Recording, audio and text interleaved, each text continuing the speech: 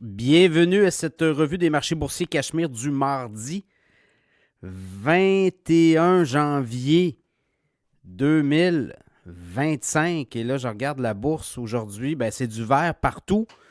Donc, l'histoire des tarifs de Donald Trump, Wall Street, il croit, en tout cas de moins, on y croit plus ou moins, là. On s'attendait à ce que Trump frappe très fort from the day one, le jour 1. Il ne l'a pas fait hier. Et là, il nous parle du 1er février. Et là, les analystes Wall Street disent, écoutez, 25% le 1er février, alors qu'on mandate un espèce de comité pour peut-être réviser les tarifs puis regarder un peu l'impact sur l'économie américaine. Donc, tout ça, on croit plus ou moins à un bluff de Donald Trump. Donc, les marchés ont répondu favorablement. À tout le monde, on verra, là, mais le 1er février, peu de gens à Wall Street croient à ça. Et ça sera graduel et non d'un coup. N'oubliez pas que le Mexique et le Canada, c'est quand même des partenaires importants là, au sein de l'économie américaine. Alors, à suivre, le TSX monte de 110 points, 25 281. Le Dow Jones, 537 points, 44 025 points. S&P 500, 52 points de hausse, 6 049. Le Nasdaq, 126 points de hausse, 19 756 points. Le pétrole baisse de 1,99 $, 75,89. Je regarde au niveau le prix de l'or. A continué de monter aujourd'hui. L'or s'est apprécié de 36,70 $, 2744,50. US, dollar américain, US l'once d'or. Le Bitcoin a aussi pris son envolée. Hausse de 4 436 à 106 472. Donald Trump a parlé de crypto. Il pourrait y avoir d'autres décrets là, peut-être plus tard dans la soirée ou demain ou plus tard dans la semaine. Pour l'instant, ce qu'on comprend, c'est qu'on a mis quand même à la tête de la Security and Exchange Commission, la SEC, un pro-crypto. Donc ça a donné un peu de munitions. Par contre, les investisseurs semblaient un peu déçus qu'il n'y ait pas une annonce comme telle sur la crypto déréglementation et peut-être même annonce là, d'une réserve stratégique. Mais quand même, on dit qu'on veut aller vite là-dessus, donc ça sera à voir là.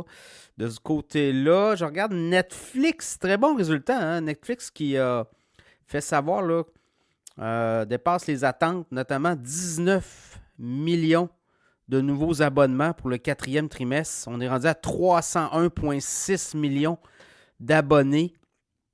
Chiffre d'affaires trimestriel, 10,2 milliards, c'est quand même bon, là, c'est plus 16% sur un an. Alors, bénéfice net de près de 2 milliards, 1,9 milliard. Alors, le titre de Netflix s'envolait. Là. Au moment où je vous parle, en après-marché, Netflix, il est à 8, je regardais 995, monte de 125,93 à 995,61, hausse de quasiment 15%, 14,5%. Donc, très bon résultat. Voilà un an, Netflix était à 485 $. Donc, vous auriez doublé votre investissement, votre placement dans Netflix. Voilà, ça va être à suivre. Là, je regarde les autres nouvelles. C'est Trump aussi là, sur l'intelligence artificielle. On va faire des investissements massifs. Trump a annoncé ça. Et ça a donné, là, je regarde ARM, c'est parti en feu. Micron. ARM a monté de 4%, Micron 3,5%, Nvidia 2,3%. D'ailleurs, Nvidia est devenue l'entreprise la plus capitalisée au monde devant Apple. Apple a baissé aujourd'hui de 3,2% là, des baisses de vente. Puis je pense qu'il y a des analystes qui ont révisé à la baisse leurs cibles sur le titre notamment. Mais voyez-vous, là, 3 445 milliards de dollars valorisation de Nvidia. Et dans le cas d'Apple, on est à 3 348, 3 445. Donc, Nvidia prend la tête.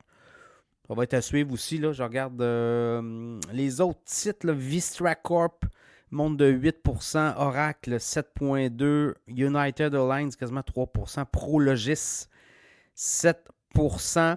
Donc, c'est un peu ça. Les obligations, les marchés obligataires, ça a baissé un petit peu. Alors, voilà. Trump qui fait son entrée. fracassante à la bourse. On va voir, là, on va juger aussi. Mais pour les tarifs, là, je vous le dis, le 1er février, il n'y a pas grand monde qui y croit.